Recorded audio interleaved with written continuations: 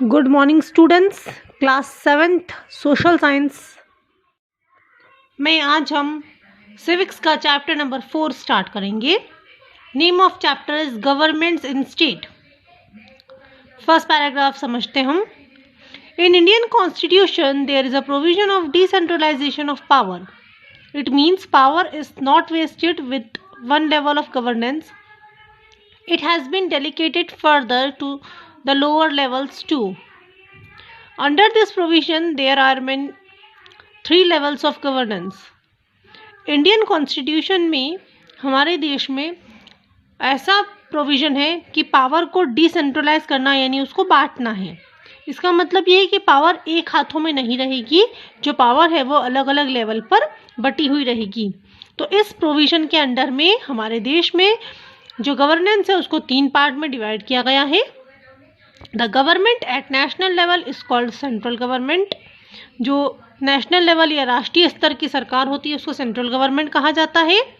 जो state level की government होती है, जो राज्य सरकार होती है, राज्य के लेवल पर होती है, उसको स्टेट गवर्नमेंट बोलते हैं। और जो लोकल लेवल पर काम करती हैं उनको पंचायत कहते हैं। जैसे हमारे देश की जो दिल्ली में सरकार बैठती है, दिल्ली में बैठती है गवर्नमेंट, उसको सेंट्रल गवर्नमेंट कहा जाता है। और जो हमारे स्टेट की यानी मध्य प्रदेश की सरकार है उसको स्टेट गवर्नमेंट कहा जाता है। और जो लोकल गवर्नमेंट होती है उनको पंचायत का नाम दिया गया है। अगला पैराग्राफ समझते हैं। हर स्टेट की अपनी गवर्नमेंट होती है।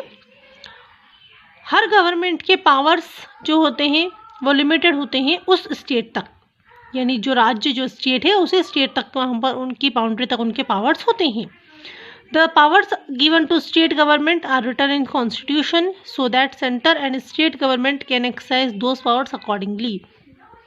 जो स्टेट गवर्नमेंट के और सेंट्रल गवर्नमेंट की जो सरकार होती हैं उनके पावर्स की बातें हमारे देश के कॉन्स्टिट्यूशन में लिखी गई हैं ताकि सभी अपना अपना काम प्रॉपर तरीके से कर सके।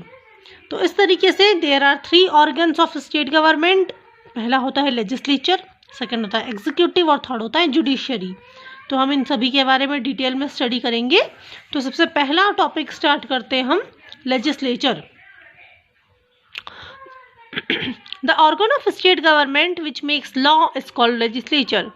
स्टेट गवर्नमेंट का वह ऑर्गन जो कि लॉ यानी कानून बनाता है वो लेजिस्लेचर कहलाता है।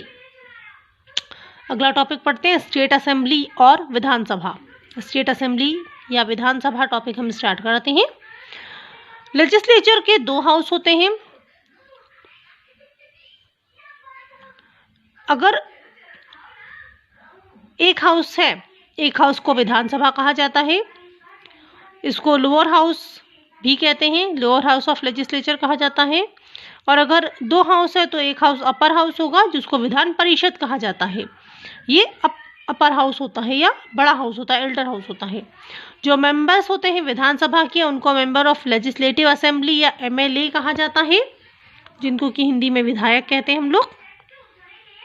ये जो मेंबर्स होते हैं ये यूनिवर्सल एडल्ट फ्रेंचाइजी के ज़रिए यानी इलेक्शन के ज़रिए इलेक्ट किए जाते हैं, चुने जाते हैं और 5 सालों तक इनका वर्किंग चलता है। हर एक MLA को एक सीट दी जाती है और वो उस सीट्स का रिप्रेजेंटेटिव कहलाता है। नेक्स्ट टॉपिक स्टार्ट करते हैं लेजिस्लेटिव असेंबली। इंडियन कॉन्स्टिट्यूशन में लिमिटेड नंबर ऑफ सीट्स जो है वो 500 है एक लेजिस्लेटिव असेंबली के लिए। नंबर ऑफ सीट्स जो है वो हर स्टेट के लिए अलग अलग हो सकती है, यानी 500 है तो ऐसा ज़रूरी नहीं कि पूरे इंडिया में 500 रहेगी। अलग अलग राज्यों के हिसाब से अलग अलग सीट हो सकती है। ये डिपेंड करता है कि उस स्टेट की पॉपुलेशन कितनी है। तो according to Indian constitution maximum seats जो है वो मिनिमम सीट्स जो है वो 60 होती है, 60। और सबसे ज़्यादा नंबर ऑफ सीट्स है उत्तर प्रदेश में जिसमें कि 404 सीट्स है। और जो मिनिमम सीट्स हैं वो गोवा में है 32 सीट्स। तो इस तरीके से लेजिस्लेटिव असेंबली की सीट्स एटलीस्ट 500 हमारे देश में कॉन्स्टिट्यूशन में संविधान में लिखी हुई है। तो depending on the population seats change भी हो सकती है। नेक्स्ट टॉपिक समझते हैं duration of state legislative assembly. State legislative assembly या विधानसभा जो होती है वो 5 सालों के लिए बनती है। मगर इमरजेंसी टाइम पीरियड के हिसाब से जो टाइम पीरियड है उसको एक्सटेंड भी किया जा सकता है या फिर उसको डिसॉल्व भी किया जा सकता है। डिसॉल्यूशन अगर हो रहा है यानी अगर वो ख़त्म हो रहा है तो वो नो कॉन्फिडेंस मोशन पास करती है सरकार, तब होता है। और डिसॉल्यूशन ऑफ हाउस का मतलब होता है कि नई स्टेट असेंबली या नया इलेक्शन फिर से होगा जिससे कि स्टेट असेंबली चुनी जाएगी। तो इसका ये मतलब भी होता है कि जो लोग हैं उन्होंने अपना जो कैंडिडेट चुना था उसके ऊपर अपना भरोसा खो दिया, तभी वो जो है नया उनको कैंडिडेट चुनना पड़ेगा। नेक्स्ट टॉपिक स्टार्ट करते हैं। Vidhan Parishad. Vidhan Parishad upper house of legislature का सेकंड हाउस होता है। इसको यानी विधान परिषद को लेजिस्लेटिव काउंसिल भी कहा जाता है और इसके जो मेंबर्स होते हैं उनको मेंबर्स ऑफ लेजिस्लेटिव काउंसिल यानी MLC कहा जाता है। और नंबर ऑफ विधान परिषद के जो मेंबर्स होते हैं वो total number of Vidhan Sabha seats के 1/3 होना चाहिए। मिनिमम मेंबर्स जो इंडिया में होते हैं वो 40 हैं और इंडिया में सिर्फ 5 स्टेट्स ऐसे हैं जिनके पास जो विधान परिषद को फॉलो करते हैं, यानी सिर्फ 5 स्टेट्स के पास में विधान परिषद इंडिया में है। लेजिस्लेटिव काउंसिल नियरली 1/6 मेंबर जो होते हैं वो इलेक्ट किए जाते हैं और रिमेनिंग जो होते हैं वो नॉमिनेट किए जाते हैं, यानी 1/6 मेंबर इलेक्टेड होते हैं और 1/6 मेंबर नॉमिनेटेड होते हैं।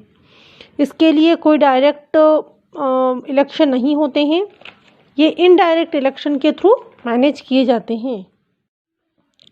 तो इनके लिए कोई इलेक्शन नहीं होता, इनको इनडायरेक्ट इलेक्शन के ज़रिए इलेक्ट किया जाता है, नॉमिनेट किया जाता है।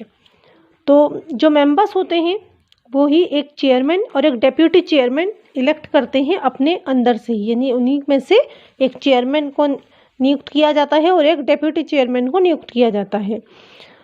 तो ये एक परमानेंट बॉडी होती है, लेजिस्लेटिव असेंबली के जैसे नहीं होती जिसको कि हर 5 साल में बनाना पड़ता है। ये जो बॉडी होती है परमानेंट बॉडी होती है। मेंबर्स जो होते हैं इस काउंसिल के उनको इलेक्ट किया जाता है 6 ईयर्स के लिए और हर सेकेंड ईयर में 1/3 मेंबर जो होते हैं वो रिटायर होके नए मेंबर को मौका देते हैं। तो इस तरीके से हर सेकेंड ईयर में 1/3 मेंबर रिटायर हो जाते हैं और इस तरीके से नया जो उसी तुरंत नए जो लोग हैं उनको नियुक्त कर लिया जाता है। तो ये एक परमानेंट हाउस होता है। अब नेक्स्ट पैराग्राफ देखते हैं। लेजिस्लेचर सिंगल हाउस का जो होता है उसको विधानसभा बोलते हैं। विधानसभा को यूनिकैमरल भी कहा जाता है और ऐसे लेजिस्लेचर जिसमें 2 हाउस होते हैं यानी विधानसभा और विधान परिषद दोनों हाउस होते हैं उसको बाईकैमरल कहा जाता है।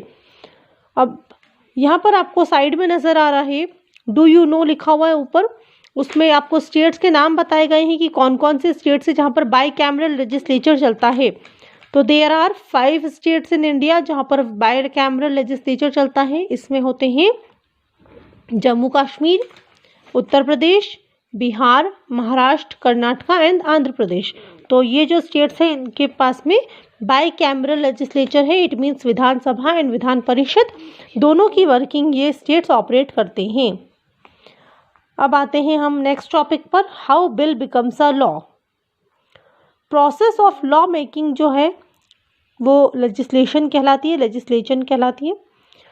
और लॉ मेकिंग की जो प्रोसेस है उसको पास करते हैं लेजिस्लेचर के द्वारा इलेक्ट किए गए मेंबर्स, यानी मेंबर ऑफ लेजिस्लेचर असेंबली जो होते हैं वो उसको पास करते हैं और फिर कोई भी बिल जो होता है वो लॉ बनता है। तो जब वो लोग पास करते हैं तब दोनों जो लॉ होता है वो स्टेट के लिए बनाया जाता है, वो स्टेट लेजिस्लेचर कहलाता है। अलग अलग स्टेप्स इन्वॉल्व हैं। सबसे पहले एक ड्राफ्ट बनाया जाता है, उस ड्राफ्ट को लेजिस्लेटिव असेंबली या लेजिस्लेटिव काउंसिल में प्रेजेंट किया जाता है। देन डिस्कशन होता है दोनों हाउसेस का। अगर कोई चेंजेस करने होते हैं तो चेंज किए जाते हैं और सारे चेंजेस के बाद में वोटिंग की जाती है। अगर वोटिंग को मेजॉरिटी सपोर्ट मिल जाता है तब उस बिल को भेजा जाता है गवर्नर के पास और जब गवर्नर उसको अप्रूव कर देता है तब वो बिल एक एक्ट बन जाता है। फाइनली वो जो है वो लॉ कहलाता है। तो इस तरीके से बिल पास होके लॉ बनता है। तो स्टूडेंट्स नेक्स्ट टॉपिक हम अगले वीडियो में पढ़ेंगे। आई होप आज का वीडियो सारे बच्चों को समझ में आया होगा।